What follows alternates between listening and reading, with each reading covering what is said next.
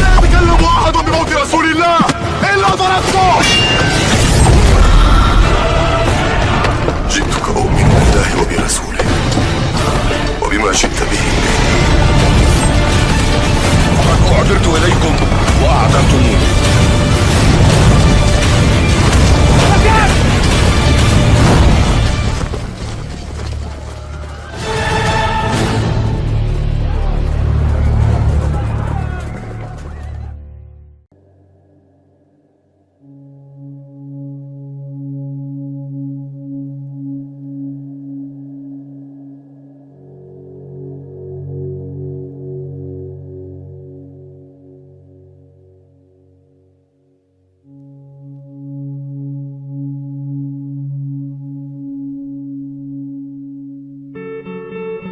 Dan fitnah pertama melanda umat Islam sepeninggal Rasulullah SAW itu menimpa para sahabat, dimulai dari Umar bin Khattab berakhir di Al-Husain.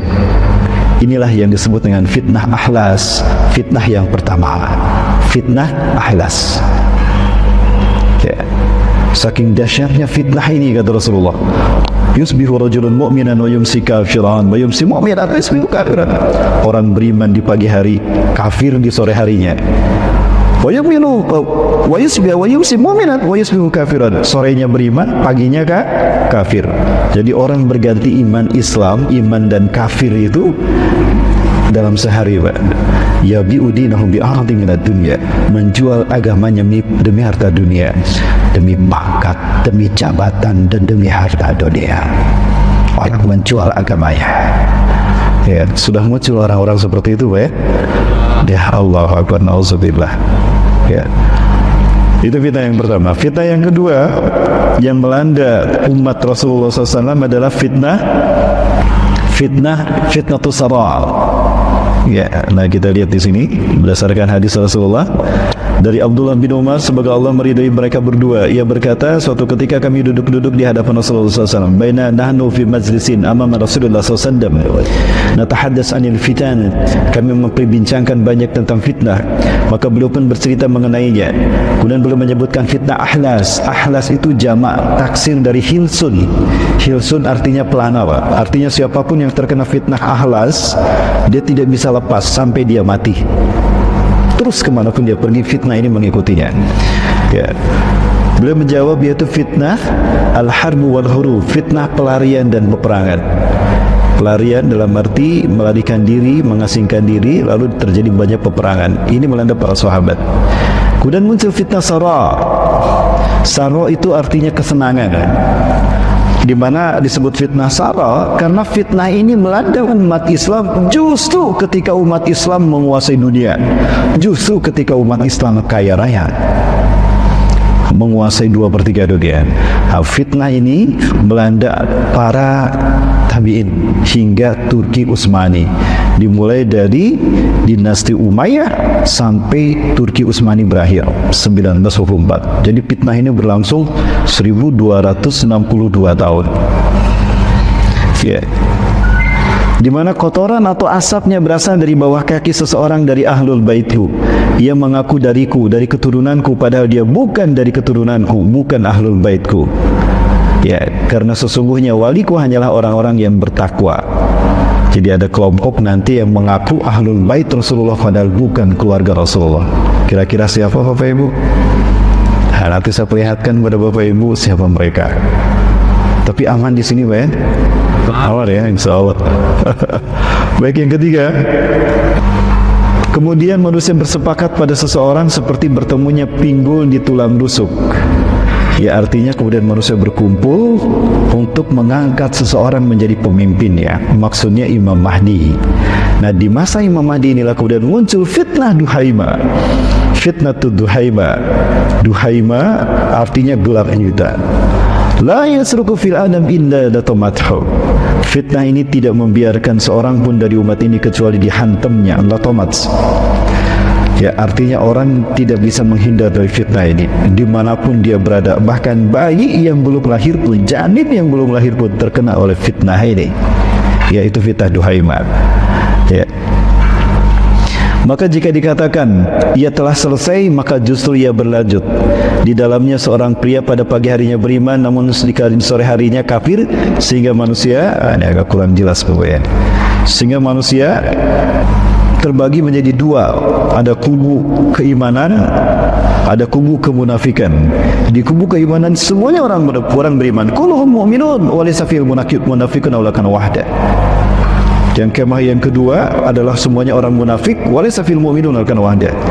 Orang beriman semua, tidak ada orang munafiknya. Kemah yang kedua orang munafik semuanya, tidak ada orang yang beriman satupun. Jadi umat Islam nanti terpecah menjadi tiga, menjadi dua. Ya. Jika sudah terjadi, kata Rasulullah, jika sudah terjadi maka tunggulah kedatangan Dajjal pada hari itu atau pada esok harinya. Jadi Dajjal akan muncul di fitnah yang ketiga, fitnah Duhaima. Nah, kalau saya gambarkan seperti ini Bapak Ibu. Ya, yang pertama fitnah ahlas, fitnah pelarian dan fitnah peperangan. Dan ini dimulai dari Umar bin Khattab. Ya, betulkah dimulai dari Umar bin Khattab? Betul Bapak Ibu. Suatu hari para sahabat sedang berkumpul. Di tengah-tengah mereka ada Huzaifah ibnul Yaman.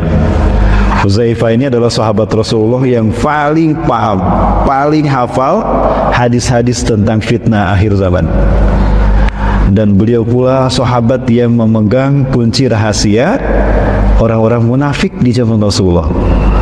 Saking hebatnya beliau Pak, beliau bisa membedakan mana munafik mata tidak dari bau keringatnya Pak. Dengan mencium bau keringat saja udah tercium Pak, si fulan munafik. Ya, coba dicium bau keringat kita Pak. Ya. Beliau memegang siapakah orang-orang munafik di zaman Rasulullah. Sampai Umar bin Khattab setelah Rasulullah wafat, itu beliau melihat jika ada orang yang meninggal dunia, itu dilihat dia munafik tidak. Kalau Huzaifah ikut menyolatkan, oh berarti bukan orang munafik. Umar ikut menyolatkan. Tapi kalau Umar bin Khattab tidak ikut menyolatkan, dilihat Huzaifah maksud saya. Ketika ada orang meninggal dunia setelah Rasulullah wafat dan Umar tidak melihat Huzaifah, maka Umar tidak mau sholat, khawatir munafik. Subhanallah Pak, sampai sejauh itu. Itu di zaman para sahabat, apalagi di zaman kita. Ya. Nah, saya katakan tadi fitnah ini dimulai dari Umar bin Khattab sampai Husain. Para sahabat sedang terduduk ngobrol bersama para tabi'in, di tengah-tengah mereka ada Huzaifah. Lalu Umar datang. Ayyukum yafazu qaulan Nabi sallallahu alaihi wasallam anil fitnati. Anil fitnah. Siapakah di antara kalian yang hafal tentang hadis Rasulullah terkait dengan fitnah? Huzaifah bertanya, al-fitnatu allati tata'allaq baina rajuli wa mar'i. Apakah fitnah yang melanda seseorang karena zauji, pasangan hidupnya, fitnah yang melanda suami dan istrinya? Bukan.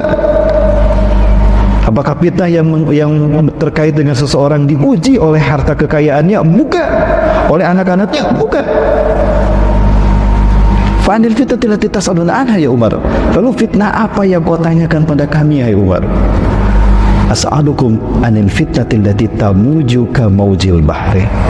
Aku bertanya pada kalian tentang fitnah yang datangnya bertubi-tubi seperti ombak di lautan. Yang namanya ombak diganti-ganti ya Bapak. Belum selesai umat Islam dihantam fitnah ini, muncul fitnah berikutnya, terus datang bertubi-tubi. Oh, saya hafal itu, kata Huzaifah. Saya hafal hadisnya. Oh, gitu ya. Ambaina tilkal fitnati wa bainal hijab. Hauban. Apakah antara fitnah itu dengan kita ada hijabnya, ada pintu pembatasnya? Ada. Ada hijab dan ada pintu pembatasnya yang membuat umat ini aman dari fitnah tadi. Tapi ketika hijab dan fitnah ini hancur, maka umat ini terus akan dilanda fitnah sampai hari kiamat. Umar bertanya lagi, adzzalikal bab yuftah wa yukassar? Apakah pintunya itu dibuka atau didobrak? Bal yukassar, bahkan pintunya didobrak. Kata Huzaifah, Bapak Ibu, kalau pintu dibuka tutup pakai kunci itu bisa buka tutup berfungsi. Tapi yang ini didobrak, artinya pintunya hancur sehingga tidak bisa berfungsi lagi. Maka menderalah umat Islam fitnah demi fitnah. Aku faham sekarang. Terima kasih wahai Huzaifah. Pergilah Umar bin Khattab. Para sahabat heran. Mada tatakar tua, apa yang sedang kalian bicarakan? Kami tidak mengerti. Ya, kata Huzaifah, sebentar lagi fitnah akan melanda kita, umat Islam. Dari mulai nanti sampai hari kiamat akan dilanda fitnah kita. Lalu apa yang maksud dengan pintu? Pintu itu adalah Umar bin Khattab sendiri. Umar bin Khattab, iya. Dia adalah orang yang pertama kali terkena fitnah dari kita umat Rasulullah SAW. Begitu ya. Terus apa maksud pintunya didobrak? Umar bin Khattab akan mati meninggal karena dibunuh Sampai pemimpin yang terakhir dari umat Islam menguasai dunia dibunuh. Mulai dari Umar bin Khattab sampai Turki Utsmani, Sultan Abdul Hamid itu suksesi kepemimpinan terjadi karena dibunuh. Umar bin Khattab dibunuh oleh Abu Lu'lu'ah. Ya.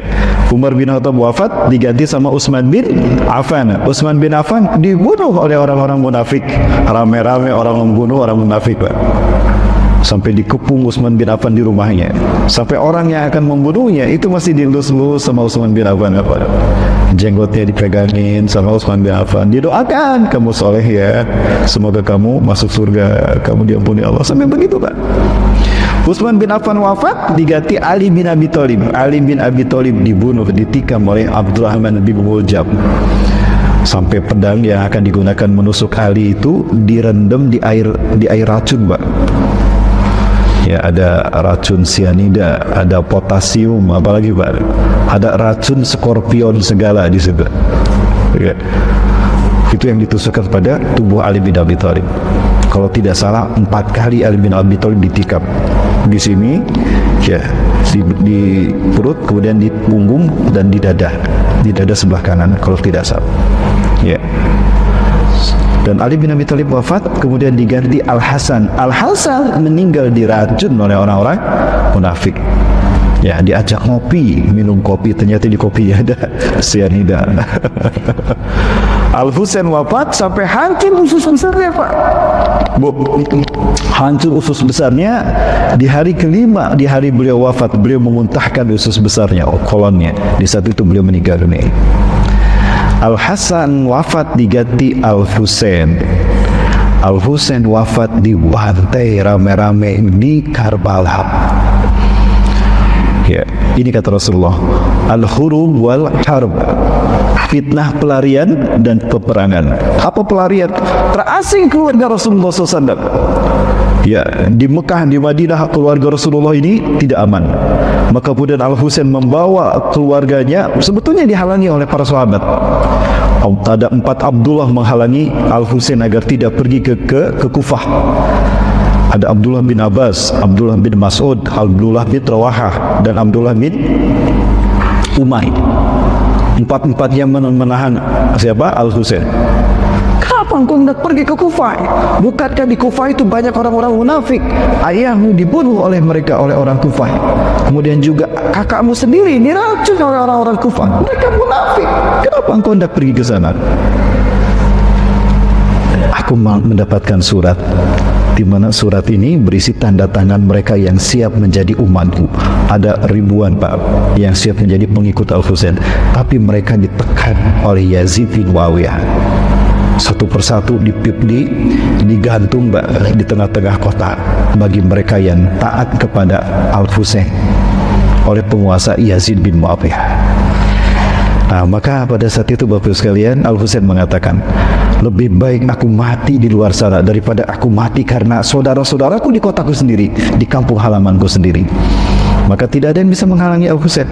Dibawa hampir semua keluarga Rasulullah SAW, Ahlul Bait Rasulullah. Tanggal 8 Muharram, hari Rabu, itu sebetulnya sudah akan sampai ke Kufah. Namun Yazid bin Muawiyah berpesan, halau dia jangan sampai ke Kufah. Maka dihalau ke Karbala. Tanggal 9 dikepung di Karbala, hari Kamis. tanggal 10 hari Jumat tanggal 10 Muharram tahun 61 Hijriah dibantai rame-rame. Tidak kurang dari 34 tusukan pedang menikam tubuh, melukai tubuh Al-Husain, dan tidak kurang dari 37 sabetan pedang ada pada tubuh Al-Husain. Kekurangan darah, dehidrasi, beliau berangkat.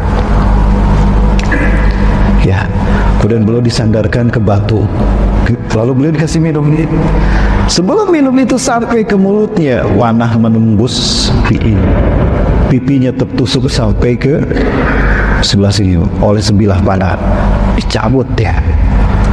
Terkapar dia dalam keadaan kehausan 3 hari Pak. Bayangkan, dikepung, diembargo tanpa makanan dan tanpa minuman, dibiarkan sampai mati kelaparan.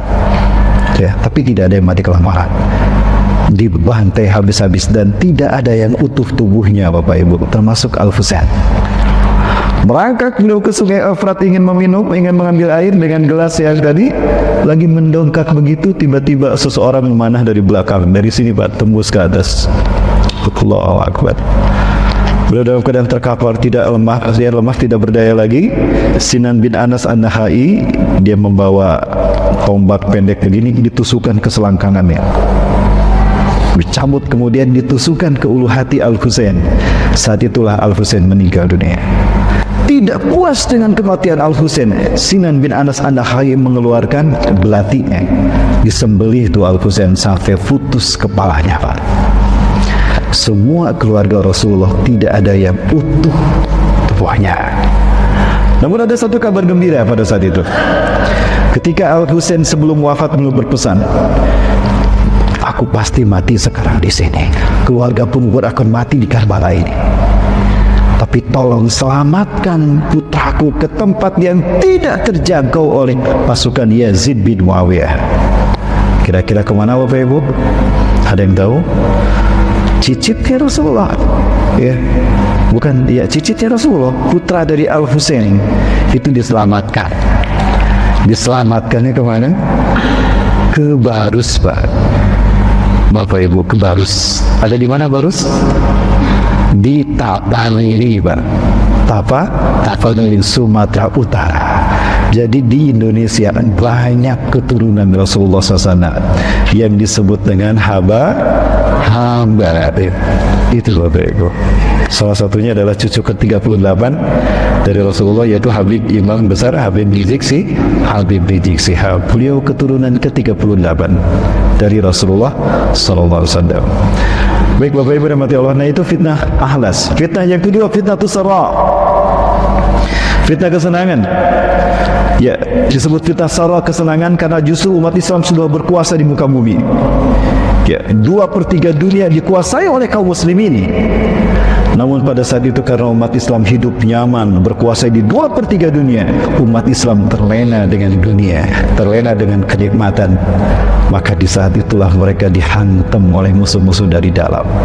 Rasulullah menyebutkan, asap dari fitnah ini muncul dari bawah kaki seorang laki-laki yang mengaku keturunanku. Dia bukan keturunanku. Keturunanku adalah orang yang bertakwa. Maksudnya siapa?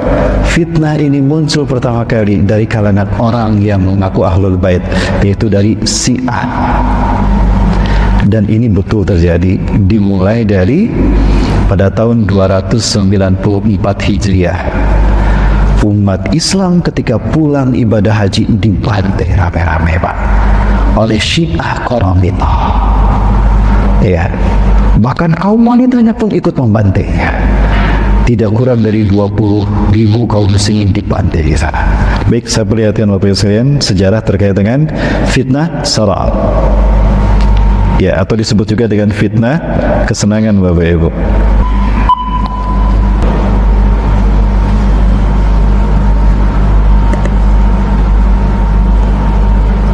Ya Bapak sekalian berarti Allah. Nah itu fitnah pertama dari fitnah sara. Jadi munculnya kelompok yang bernama Syiah. Ya belum lama ini meninggal tokoh besarnya di Indonesia Pak. Itu tetangga kami Pak. Ya, Jalaluddin Rahmat. Rumahnya hanya 15 menit dari rumah saya Pak. Ya, itu di daerah Kebaktian, Bandung, di Kiara Condong. Bapak Ibu rahmati Allah, saya pernah berhadapan dengan mereka. Ketika itu saya diminta menasehati seorang muslimah yang dia aktif di masjid, di kampus pun aktif, tapi ternyata diam-diam dia masuk Syiah. Tidak jauh dari kampusnya, itu di daerah Bandung Utara, itu ada Al-Jawad, pusat pengkaderan Syiah bagi mahasiswa dan dosen.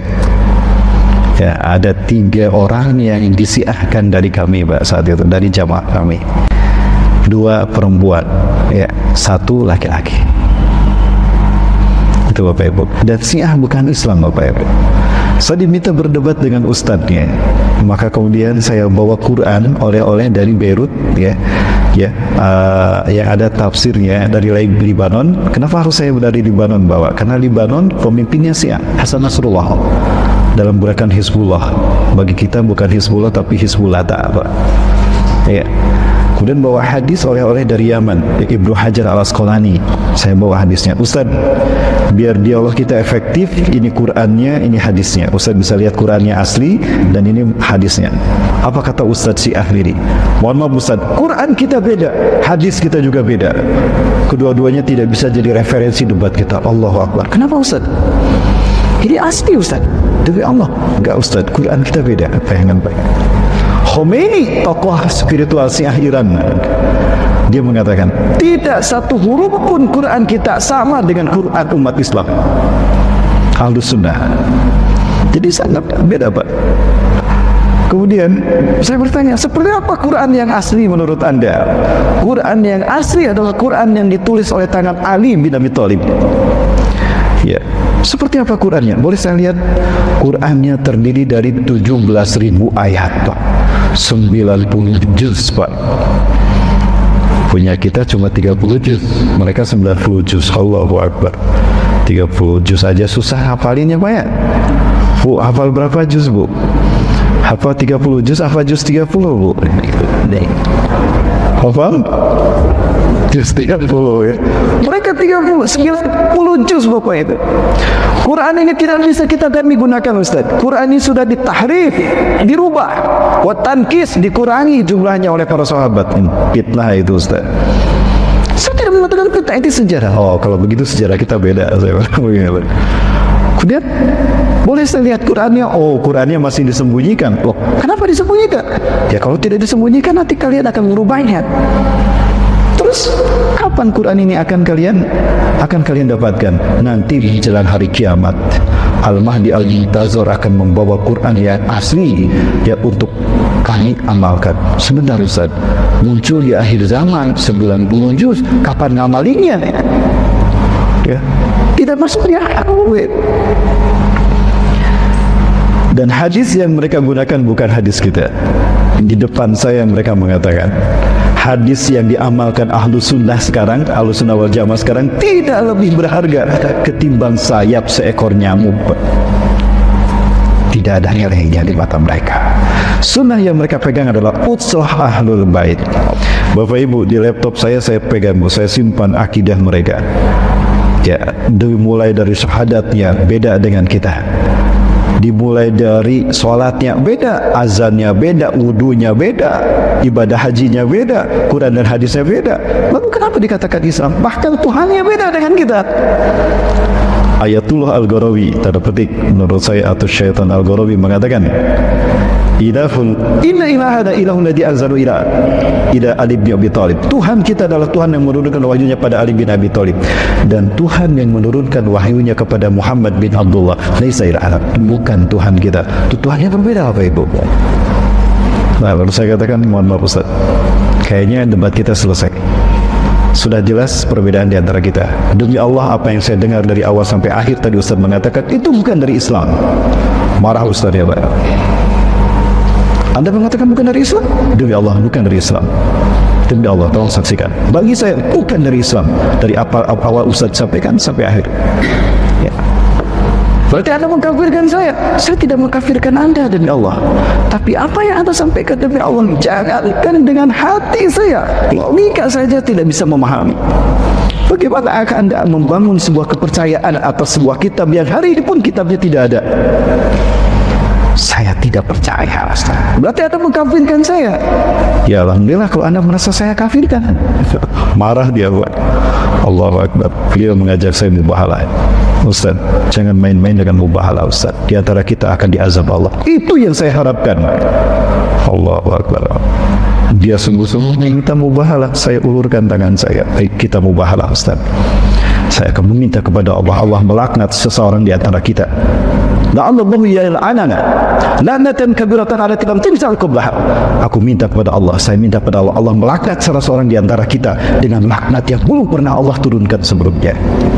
Itu 2007, Pak. Wallahu a'lam, dia masih hidup atau tidak. Saya masih hidup, Bapak Ibu sekalian. Dan saya pertaruhkan iman saya mubahalah dengan orang Syiah, disaksikan oleh yang hadir hari itu. Baik Bapak Ibu sekalian, ini fitnah dimulai dari dinasti Umayyah. Tokoh di masa Ali bin Abi Thalib sebetulnya munculnya dimulai oleh tokoh Syiah yang bernama Abdullah bin Saba, orang Yahudi pertama dari Yaman yang benci pada Rasulullah SAW dan Ahlul Bait, yang hidup di zaman Ali bin Abi Thalib. Maksud saya muncul di zaman Ali bin Abi Thalib. Bapak Ibu, ini saya perlihatkan salah satu contohnya. Di sini banyak Bapak Ibu. Bapak Ibu mau lihat apa ini ya? Azannya beda, saya simpan azannya beda, cara sholatnya beda, cara mereka wudunya pun beda, ibadah hajinya pun beda. Mau dikatakan Islam bagaimana Bapak Ibu?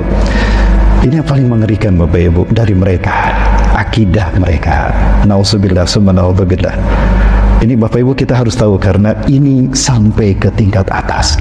Kami sampaikan ini kepada DPR MI Komisi 8. Karena di Komisi 8 tokoh Syiah yang kemarin meninggal dunia ada di sana. Bahkan di Kementerian Agama pun ada, di MUI pun ada. Kami tidak bicara bohong, ini ada. Ini contoh daripada mereka Bapak sekalian. Masya Allah. Ini salah satu saja Bapak Ibu dari, dan inilah fitnah akhir zaman. Fitnah salat. Bapak Ibu mendengar dua ayat ini mengatakan mensifati arsy Allah. Ya, Ta'alallahul Malikul Haq, Rabbul Arsyil Azim. Allah yang Maha Tinggi, tidak ada Tuhan selain Allah, Tuhan arsy yang agung. Yang kedua, Rabbul Arsyil Karim, Tuhan pemilik arsy yang mulia. Bapak Ibu, Allah sendiri mensifati arsy-Nya seperti itu. Nah, kita dengar sekarang pendeta-pendeta Syiah mengatakan apa? Ini mereka Bapak Ibu. Ini mereka, Bapak Ibu lihat wajah-wajahnya, Masya Allah. Mereka lah para pendusta agama ini Bapak Ibu. Ini dari Iran Bapak Ibu.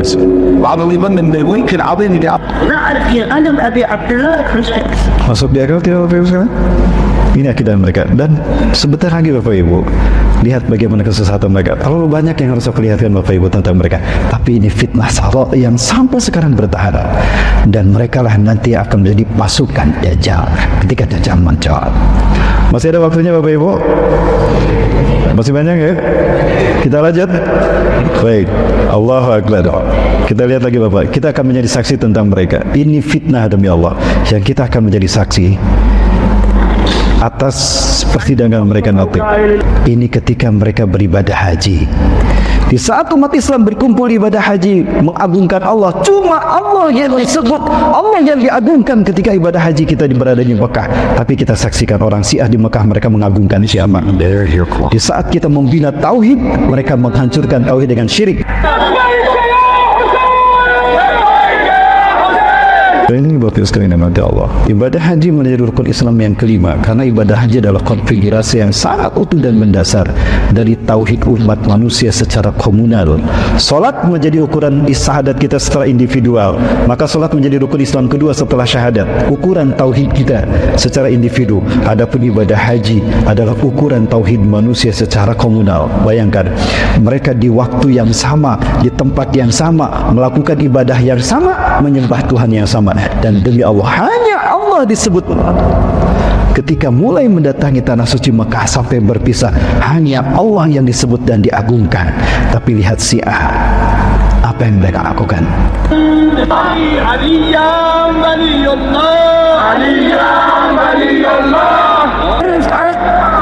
Sampai menuju Jamarat pun mereka terus menyeru ya Ali ya Husain, tidak menyeru Allah sekalipun, tidak mengagungkan Allah Subhanahu wa taala. Justru yang mereka suruh adalah manusia, Husain dan Ali. Bapak Ibu sekali lagi, ini fitnah sara bermula dari kaki seseorang yang mengaku Ahlul Baitku di zaman Khilafah Abbasiyah sampai hari ini masih bertahan, bahkan sekarang makin besar. Baik, fitnah yang ketiga adalah fitnah Duhaimah. Apa fitnah duhaimah Bapak Ibu? Fitnah kegelapan, ya, fitnah kegelapan. La yatsruku ahadan fil alam illa latamathu. Tidak ada yang tersisa dari manusia satupun di muka bumi melainkan dihantam oleh fitnah tadi. Bapak Ibu rahmati Allah, terlalu banyak data yang harus saya sampaikan di sini Bapak Ibu. Kita mau dalam fitnah bidang apa? Di bidang politik, di bidang hukum, di bidang ekonomi, sosial, budaya, semua terkena fitnah. Sampai makanan dan minuman pun umat Islam tidak selepas dari fitnah Dajjal. Sampai makanan dan minuman. Mau yang mana yang Bapak Ibu yang dilihat? Fitnah akidah, itu yang terpenting. Ya, Bapak Ibu rahmati Allah subhanahu wa ta'ala, kita bahas fitnah Dajjal. Siapakah Dajjal? Tadi sudah saya sampaikan sedikit. Bapak Ibu rahmati Allah, kita langsung ke Nabi Isa alaihissalam. Boleh Bapak Ibu? Dan saya minta izin berdiri. Boleh Pak? Maaf, saya agak sedikit pegal ini pinggang saya. Bapak Ibu rahmati Allah subhanahu wa ta'ala, di zaman Nabi Musa alaihissalam, umat Nabi Musa disesatkan oleh Samiri. Tadi saya sampaikan Samiri, ya, itu lahir 100 tahun sebelum Nabi Musa diutus di Samirah, Palestina. Di Samirah, Palestina. Samiri. Nah, dia menyesatkan umat Nabi Musa alaihissalam menyembah patung anak sapi. Kita lihat patung anak sapinya masih ada sekarang Bapak sekalian. Ini perjalanan kami yang terakhir Bapak Ibu di tahun 2020 kemarin. Kami sampai ke Mesir juga. Bapak Ibu saya perlihatkan. Ini contoh patung anak sapi yang dimaksudkan. Ini patung anak sapinya Bapak Ibu. Terlihat ini kepalanya, ini matanya, ini kakinya dua, dan ini kaki belakangnya di belakang. Ya. Dan patung anak sapi ini bersuara. Nabi Musa, di dalamnya ada batu yang dipukul Nabi Musa dan mengeluarkan air. Sampai sekarang airnya masih ada, tapi sayang sekali airnya sudah berwarna hijau dan agak sedikit bau, ya. Tidak terawat, tidak diolah dengan baik oleh oleh pemerintah Mesir. Ke belakang itu ada Laut Merah yang dibelah oleh Allah melalui tongkat Nabi Musa alaihissalam. Nah, kemudian ketika kaumnya disesatkan oleh patung anak sapi, marah Nabi Musa alaihissalam. Bahkan Allah-Nya pun diangkat dan dihancurkan. Saking marahnya Nabi Musa, hancur tuh launya. Ya, orang-orang yang menyembah patung anak sapi mengikuti Samiri itu taubatnya dibunuh oleh orang yang beriman. Pertanyaannya, kenapa yang mengikuti mengikuti Samiri dibunuh, sementara Samirinya tidak dibunuh, diusir sama Nabi Musa? Karena yang membunuhnya bukan Nabi Musa, yang membunuhnya adalah Nabi Isa alaihissalam. Ini clue bagi saya kalau Samiri adalah Dajjal. Ini clue pertama. Ya, clue kedua. Clue pertama dia lahir di Samirah. Clue kedua dia diusir oleh Nabi Musa. Terus diusir Nabi Musa, datang kepada Nabi berganti-ganti nama. Sampai di zaman Nabi Isa alaihissalam dia bernama Yudas Iskariot untuk menutupi citranya. Ya. Pengikut Nabi Isa cuma ada 12 orang Bapak Ibu. Tapi kemudian masuk Yudas Iskariot jadi 13. Nah, Isa bin Maryam alaihissalam Nabiullah berkata, hati-hati, iblis masuk ke tengah-tengah kalian. Ketika Nabi Isa mengatakan demikian, Hawariyun menganggap iblis itu jin yang tidak terlihat. Selama itu memang mereka menganggap demikian. Ternyata bukan yang dimaksudkan Nabi Isa. Yang dimaksudkan Nabi Isa adalah sosok yang bernama Yudas. Yang memahami kata-kata Nabi Isa dengan baik dan benar adalah Barnabas, pengikut Nabi Isa yang setia. Barnabas. Pernah mendengar nama Barnabas? Terkait dengan Injil Barnabas. Saya pernah membaca Injil Barnabas tahun 97 Bapak Ibu. Isinya sama dengan Quran. Sama dengan Quran. Ada cerita tentang Injil Barnabas, tapi kalau saya ceritakan agak panjang. Dan ini yang terjadi di Vatikan. Injil Barnabas digunakan selama berabad-abad untuk pembaptisan. Hilang, dicuri oleh seorang padri pengampun dosa dari Selangor. Karena padri ini dia melihat bahwa isinya ternyata sama dengan Quran, dia masuk Islam, Pak. Padri dari Vatikan masuk Islam. Begitu tahu kalau kitab yang selama ini dibungkus dengan kain putih, dia pegang ketika dibaptis, isinya sama dengan Quran, dia curi. Ketika akan ada acara pembaptisan, ribut di Vatikan. Kenapa? Kitabnya hilang. Ternyata kitabnya ada lagi, tapi lebih tipis. Si padri yang mencuri ini dia masuk lagi, dia ikut dibaptis. Aslinya saya curi, ini apa ini? Dan ini lebih tipis. Ternyata apa Bapak Ibu? Pelan diam-diam dia masuk ke perpustakaan itu dan mengambil kitab pembaptisan yang lebih tipis. Penasaran, yang asli ada di saya. Ini apa isinya? Ketika dibuka isinya Quran. Injil Barnabas hilang dari Vatikan, diganti dengan Quran. Berarti mereka yakin Quran yang asli, kitab yang paling benar, satu-satunya kitab yang otentik hari ini. Baik Bapak Ibu rahmati Allah, masih ada waktu? Saya minta lanjut sampai jam 7 lebih seperempat, boleh Bapak Ibu? Atau sampai setengah 8 boleh? Karena ada teman-teman kami dari Mulia Berbagi Indonesia Bapak Ibu. Kita akan membahas fitnah yang terakhir, fitnah Dajjal. Sekarang sudah ramai dibicarakan fitnah Dajjal, dan orang-orang Yahudi sedang euforia menyambut kedatangan Dajjal. Kenapa demikian Bapak Ibu? Ini ketika kami berada di sebentar Bapak Ibu. Jadi di saat kami berada di sana Bapak Ibu sekalian, saya ada tugas karena studi saya dulu S1 saya mengambil mulazamah di Gaza University Pak, di Palestina, dalam arti saya mencoba belajar kepada beberapa syekh di sana Bapak Ibu sekalian, rahmat Allah. Orang-orang Yahudi sekarang sedang bersukaria. Kenapa? Karena Dajjal yang mereka tunggu-tunggu telah tiba, telah dekat kemunculannya. Kenapa demikian Bapak Ibu sekalian, rahmat Allah? Karena sapi merah yang akan menjadi korban bagi Tuhan mereka telah ada hari ini. Sedikit Bapak Ibu, mohon maaf saya potong. Ini euforianya orang-orang Yahudi hari ini. Yang barusan tadi adalah percakapan antara Rabi tertinggi Yahudi dengan Benyamin Netanyahu yang sekarang kembali menjadi Perdana Menteri yang ketiga, periode yang ketiga. Bapak Ibu rahmatullahi subhanahu wa ta'ala, ciri-ciri Dajjal akan muncul versi mereka apabila lahir seekor sapi jantan berwarna merah bersih tanpa cacat di seluruh tubuhnya, red heifer. Dan sekarang red heifernya sudah ada. Ini dia red heifernya. Ini red heifernya Bapak Ibu sekalian. Jadi apabila lahir seekor sapi jantan, dia berwarna merah seperti ini dan bersih semuanya, tidak ada warna lain, kemudian tidak ada cacat di kakinya sedikit pun dan di seluruh tubuhnya, maka inilah sapi yang akan dikorbankan untuk Dajjal, Mesaya. Dajjal versi kita, Mesaya versi mereka, Yesus Kristus versi mereka, orang-orang Kristen. Betulkah demikian Bapak Ibu? Saya lihat sendiri Bapak Ibu, ini kami rekam bagaimana kebahagiaan mereka. Mereka masuk ke Masjidil Aqsa tanpa dihentikan.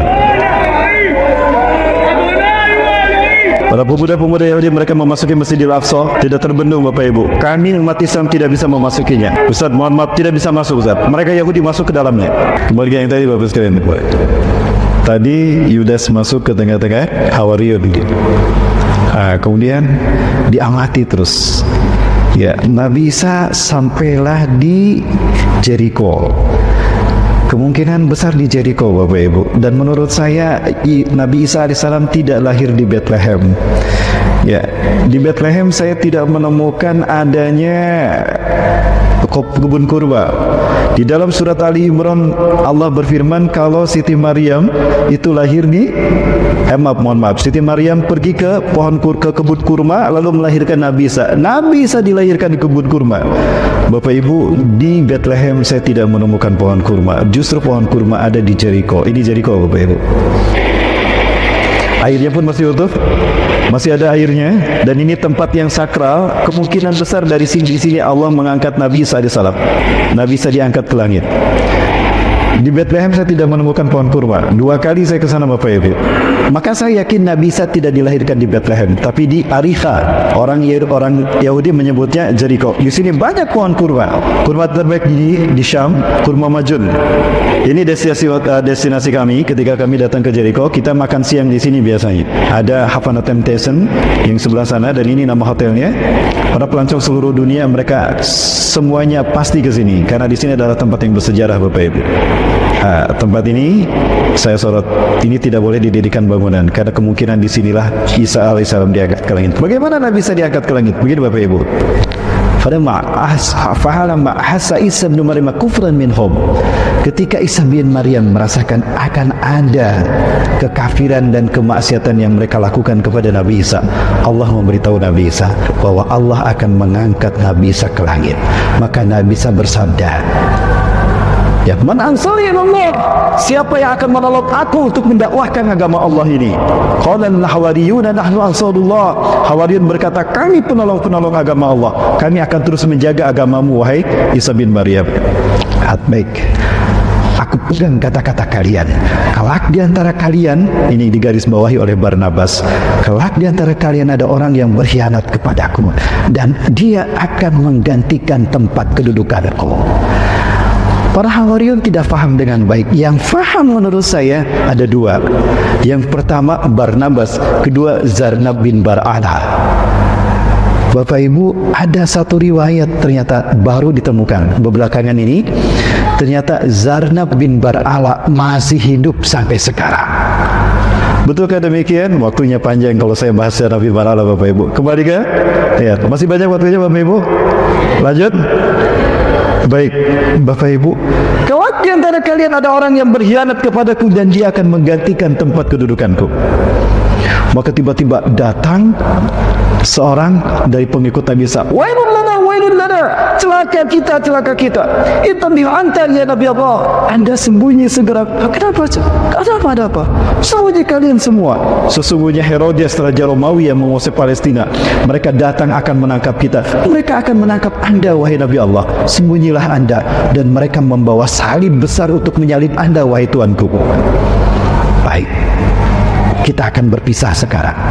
Dan kalian sudah saya ambil sumpah, kalian akan pergi mendakwahkan Islam setelah aku nanti diangkat Allah. Baik. Ya, maka sembunyi semua mereka. Maka datanglah Herodes dengan tentara Romawi, dan ada di tengah-tengah mereka pendeta Sanhedrin, pendeta Yahudi yang memalsukan Taurat menjadi Talmud, Bapak Ibu. Mereka menghapus Taurat dari tempatnya. Yuharifuna al-kalima an mawadih, summa yaktubuna al-kitaba bi'aidihim, lalu mereka menulis mengarang ayat dengan tangan mereka. Summa yaquluna hada min indillah, lalu mereka mengatakan ini datang dari Allah, wa ma huwa min indillah. Ringkas cerita Bapak Ibu, Herodes datang dan berkata di atas kudanya, aku tahu kalian bersembunyi di sekitar sini. Begini, sebelum aku sergap kalian semua, aku tawarkan dengan kebijaksanaanku, siapa di antara kalian yang mau keluar memberitahukan di mana Al-Masih bersembunyi, aku akan mengangkatnya sebagai patih kerajaanku, dan aku akan memberi dia sepertiga harta kerajaan Pontius Pilatus. Bapak Ibu, Yudas Iskariot, dia dajjal, dia ingin menguasai dunia, dan dia butuh kekuasaan untuk mempengaruhi dunia. Maka diam-diam Yudas keluar. Aku tahu di mana Al-Masih bersembunyi, ikuti aku. Dia ada di sana. Maka Herodes mengatakan, ikuti dia. Kamu pergi. Beberapa tentara Romawi ikut kepada Herodes, kepada Yudas Iskariot. Di saat mereka akan masuk ke tempat Nabi Isa bersembunyi, Allah berfirman kepada Nabi Isa alaihissalam. Quran surat Ali Imran ayat 55. Boleh minta dibacakan? Quran surat Ali Imran 55. Bapak Ibu, surat Ali Imran ayat 55. A'udzubillahi minasyaitonirrajim. Iz qala Allahu ya Isa inni mutawaffika. Ingatlah ketika Allah berfirman, "Hai Isa, aku akan mewafatkan engkau." Saya bertanya Bapak Ibu, apa arti wafat? Wafat apa artinya? Betulkah wafat artinya meninggal? Silakan buka Quran surat Al-An'am ayat ke-60. Surat ke-6 ayat ke-60. Wa huwa alladhi yatawaffakum bil-lail wa ya'lamu ma jarahtum bin-nahar. Dialah Allah yang telah menidurkan kamu di waktu malam. Yatawaffakum bil-lail, menidurkan kalian di waktu malam. Wa ya'lamu ma jarahtum bin-nahar, dan Allah mengetahui apa yang kalian lakukan di siang hari. Bapak Ibu, wafat di sana artinya bukan mati tapi tidur. Ini mutawaffika, aku akan menidurkan kau Isa. Wa rabbuka ilayya, dan kau akan aku angkat ke sisiku. Berarti hari ini Nabi Isa ada di mana? Di sisi Allah. Dalam keadaan apa? Tidur. Ustaz, masa tidurnya ribuan tahun? Tunggu dulu, tidurnya di mana? Tidurnya di sisi Allah, bukan di Pekanbaru. Wa kana miqdaru yaumi ka'alfa sanatin mimma ta'udun. Satu hari di sisi Allah 1000 tahun yang kalian hitung. Baru 2 hari. Berubah tidak Nabi Isa? Tidak. Maka Nabi Isa akan turun. Ya. Lanjut Bapak Ibu ya. Tidak akan keluar. Tidak muntabir, mundur tanpa berita. Lanjut Bapak Ibu. Maka ketika Yudas masuk, Nabi Isa ada tidak? Nabi Isa sudah diangkat ke langit. Yudas masuk, pelangak-pelangak dia. Wah, kemana dia? Tadi Isa bin Maryam ada di sini. Nah, di saat itulah Yudas Iskariot, Allah serupakan tubuhnya menjadi Isa bin Maryam. Quran surat An-Nisa ayat 157. Wa qawlihim inna qatalna al-Masiha Isa ibn Maryam Rasulullah. Dan klaim para pendeta Sanhedrin Yahudi, kami telah membunuh Isa bin Maryam utusan Allah. Wa ma qataluhu wa ma salabuhu walakin syubbiha lahum. Mereka tidak membunuh Isa bin Maryam. Oh, berarti Nabi Isa tidak dibunuh. Mati tidak? Kan tidak dibunuh. Wa ma salabuhum, dan mereka tidak menyalib Nabi Isa. Berarti yang disalib siapa? Walakin syubbiha lahum, tetapi diserupakan untuk mereka. Yudas ketika masuk ke tempat Nabi Isa bersembunyi, ketika dia keluar, dia sudah berubah menjadi Isa bin Maryam. Dialah yang ditangkap oleh Herodes. Gitu dong, gentle, itu pemimpin namanya. Sini, loh, kok jadi aku yang ditangkap? Oh, udah ditidurkan, udah diam. Aku bukan Isa, lastu Isa. Ana Yudas alladzi adarakum ilaih. Aku bukan Isa, aku Yudas yang menunjukkan kalian kepadanya. Udah diam, wajah kamu wajah Isa. Galau para pengikut Nabi Isa. Nabi Isa ditangkap, Nabi Isa ditangkap. Itu Isa bin Maryam. Cuma Barnabas yang yakin dan Zarna bin Bar'ara yang yakin kalau itu bukan Nabi Isa, tapi Yudas Iskariot. Masih ingat tadi apa kata Nabi Isa sebelum diangkat ke langit? Kelak di antara kalian ada orang yang berkhianat kepadaku, berkhianat memberitahukan di mana Nabi Isa bersama Rudi, dan dia menggantikan tempat kedudukanku di mana, di tiang salib. Ini dalam petikan Injil Barnabas perayaan Paskah yang saya baca, ternyata itu yang mereka maksud. Maka diarah ke Bukit Golgota, Bapak Ibu. Diarah ke Bukit Golgota. Herodes memegang pedang di tangan kanannya, Old Testament di tangan kirinya. Itu pedang ditusuk-tusukan ke tubuh Yudas yang disangka Nabi Isa. Banyak darah tercucur, diambil darah diminum. Orang-orang Kristen meyakini apabila ada bagian dari tubuh Isa bin Maryam mereka minum, bagian tubuh Yesus mereka makan, mereka ambil dalam tubuh kita, dalam tubuh mereka, mereka tidak akan pernah disentuh api neraka. Darah itu diminum. Ekaristi Holy Water, rukun meminum air suci. Banyak tusukan pedang tadi, dagingnya terkelupas diambil dimakan. Ekaristi Gusti Kudus, rukun memakan tubuh Tuhan. Selesai kebaktian, pendeta memegang nampan, ada roti-roti kecil dibagikan. Haleluya, ham keluar. Gitu. Betul apa ini? Seperti itu. Ada sesuatu yang menarik tentang Dajjal yang dikatakan Rasulullah SAW terkait peristiwa ini. Innahu lam takun fitnatun munzu zara Allahu dzurriyyata Adam ila qiyamis saa'ah a'zamu min fitnatid dajjal. Sesungguhnya tidak ada fitnah sejak Allah melahirkan anak cucu Adam ke muka bumi sampai hari kiamat lebih besar dari fitnah Dajjal. Walam yab'asallahu nabiyyan inda hazara ummatu anhu, dan tidak seorang nabi pun diutus melainkan memperingatkan kaumnya, hati-hati dengan fitnah Dajjal. Hari ini aku akan katakan kepada kalian sesuatu yang belum pernah dikatakan oleh para nabi dan rasul. Bapak Ibu, ada satu perkara terkait Dajjal cuma Rasulullah yang tahu, para nabi dan rasul tidak menyampaikan dia. Kira-kira apa? Innahu aqwar wallahu laysa bi'awar. Sesungguhnya Dajjal pecah mata kanannya, bukan buta, pecah, dan Allah tidak pecah. Kenapa cuma Rasulullah yang tahu, Bapak Ibu sekalian? Karena peristiwanya terjadi ketika Isa bin Maryam sudah diangkat ke langit, maka siapa nabi berikutnya akan memberitahukan? Rasulullah. Salah satu dari tusukan pedang Herodes menusuk mata kanan Dajjal. Di saat itulah Dajjal kehilangan mata kanannya. Jadi Dajjal lahir tidak pecah, tidak bermata satu di sini, tidak, Bapak Ibu. Ketika Dajjal lahir normal kedua matanya.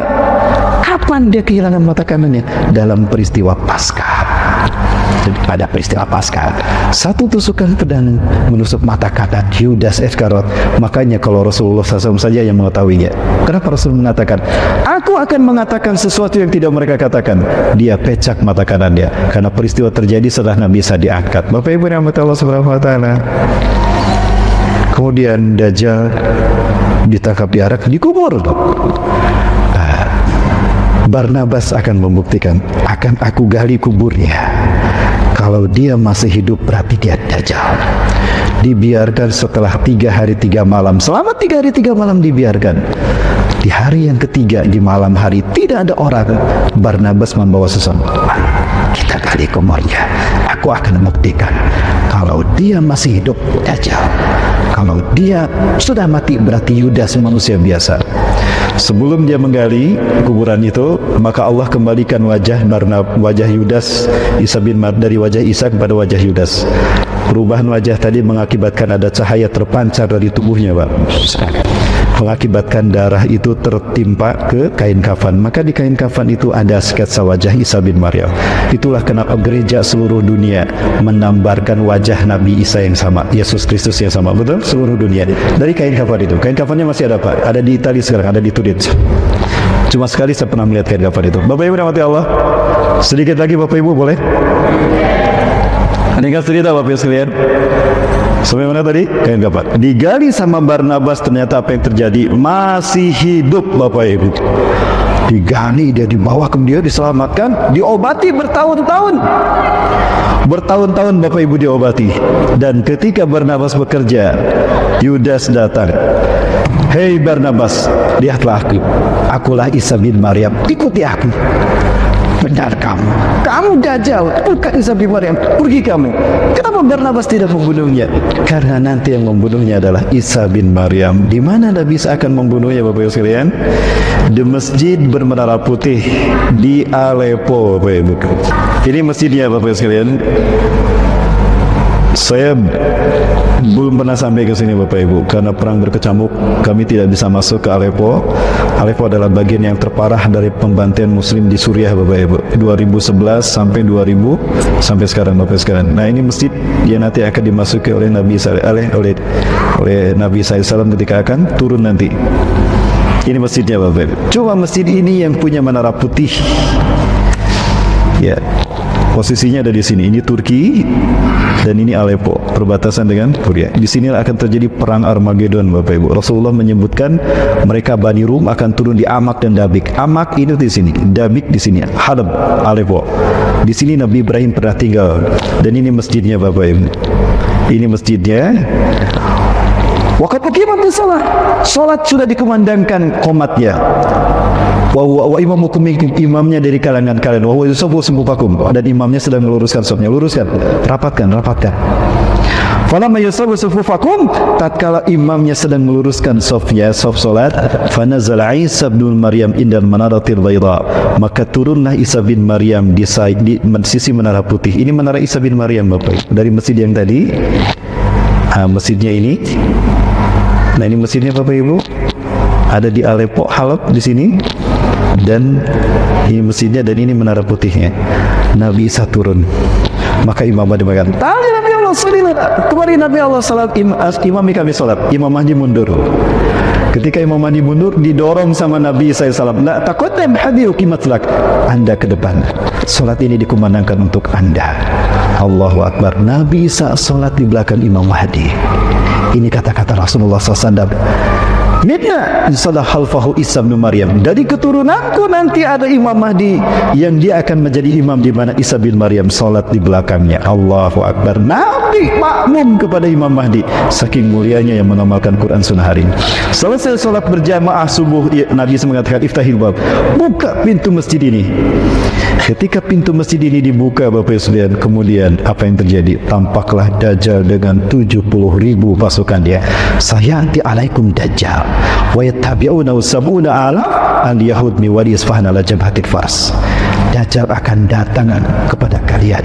Dia akan diikuti oleh 70.000 orang-orang Yahudi dari lembah Isfahan. Apa yang merahmati Allah?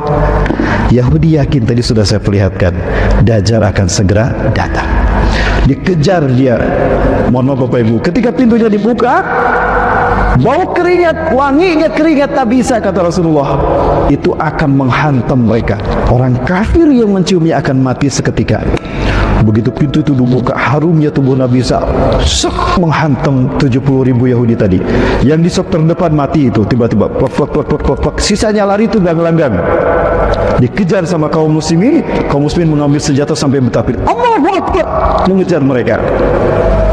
Dimanapun Yahudi dan Yahudi saat itu bersembunyi di balik batu dan pohon, takulu syajar wahajar, batu dan pohon berkata, sini, di belakangku ada Yahudi, bunuh dia. Kecuali Gorkot, pohon Gorkot itu memang rapat Pak, daunnya kecil-kecil seperti ini, dan itu ada di pinggir-pinggir jalan. Kalau kita ke Israel Bapak Ibu, ke arah Betsean, Baisan, ke arah Danau Tiberias, kita akan melihat di kanan kiri itu ada banyak pohon Gorkot. Di ujungnya, di atas puncaknya baru rumah-rumah Yahudi. Israel tidak pernah membangun rumah di pinggir jalan karena mereka takut dibantai kaum muslimin. Mereka selalu membuat rumah pinggir jalan, pohon dulu, lalu di atas ada benteng tembok batu, baru di belakang ada rumah. Maka kata Rasulullah, mereka bersembunyi di balik batu dan pohon berkata, di belakangku Yahudi kecuali pohon Gorkot. Sementara Dajjal dia menggigil. Waduh, malaikat mautku sudah ada Isa bin Maryam. Maka lari Dajjal, dikejar sampai Nabi Isa. Kemanapun dia pergi, Nabi Isa selalu ada di depan. Mau pergi. Datang ke barat, pergi ke arah barat, Nabi Isa sudah di barat. Kamu tidak bisa lari karena hari ini kamu milik saya. Maka para saudara yang terjadi, takut Dajjal. Terdamparlah dia di pintu Lut. Bapak Ibu, pertanyaannya, seperti apa pintu Lut? Lut adalah 13 km dari Tel Aviv. Bapak Ibu, Rasulullah bersabda begini, Isa bin Maryam akan membunuh Dajjal di gerbang Lut, sebuah kota 13 mil dari timur Tel Aviv. Bapak Ibu, Lut sekarang sudah dibangun pangkalan militer angkatan udara Israel. Pikir mereka, berarti mereka yakin dengan yang disalsu. Sekarang ada pangkalan militer udara. Tujuannya apa? Jika Nabi Isa turun, nanti akan ditembak sama mereka. Bapak Ibu, jadi mereka yakin dengan hal itu semua. Saya hanya lewat saja di Lut, Pak. Kita tidak bisa masuk. Rombongan kami hanya melewati Lut saja. Ada satu pintu yang menarik, Pak. Apakah di pintu ini nanti Dajjal akan dibunuh Nabi Isa? Wallahu a'lam bishawab. Ini satu pintu yang bertuliskan seperti ini. Allahu Akbar. Apakah di sini nanti Nabi Isa akan membunuh Dajjal? Wallahu a'lam bishawab. Dibunuh tuh jatuh. Kamu yang memfitnah saya Tuhan. Pedas. Kamu yang menuduh saya 1 dari 3 Tuhan. Pedas. Kamu yang menuduh saya anak Tuhan. Habis tuh darahnya terciprat pada kaum muslimin. Maka matilah Dajjal saat itu. Bapak Ibu sekalian mati Allah. Tapi sayang sekali, Zionis Yahudi mereka sekarang sedang ngebet menguasai kita Palestina. Kenapa demikian Bapak Ibu? Karena mereka yakin Dajjal Mesayah akan segera muncul, maka mereka harus segera mendirikan istana bagi Dajjal Mesayah. Pertanyaannya, di mana istana itu akan dibangun? Ini dia Bapak Ibu. Ini adalah kiblat kita yang pertama. Ini adalah bumi Isra Mi'rajnya Rasulullah sallallahu alaihi wasallam.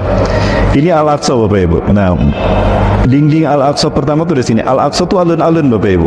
Dimulai dari sini, dari dinding sebelah utara, dan ini barat, ini timur, ini selatan, sampai dinding sebelah sini Bapak Ibu, sebelah sini, jauh ke sana. Di dalamnya ada Dome of the Rock dan ada Masjid Qibli. Ini Al-Aqsa. Kita sholat mau di Masjid Qibli, ini Masjid Qibli, mau di Masjid Dome of the Rock atau di lantai sini, pahalanya sama 500 kali lebih baik. Bapak Ibu rahmatullahi subhanahu wa ta'ala. Dari sini ini pintu masuk Rasulullah ketika Isra Mi'raj, Babul Maghribah. Ini dinding yang tersisa dari istana Nabi Daud dan Sulaiman. Orang-orang Yahudi menjadikannya wailing wall, dinding ratapan. Nah, Rasulullah masuk lewat pintu ini. Bapak Ibu, di sini tertutup oleh dinding ini mereka melakukan ekskavasi. Tidak kurang dari 300 terowongan mereka buat. Tujuannya apa? Untuk menghancurkan ini. Ini mereka sudah menggaruk terowongannya.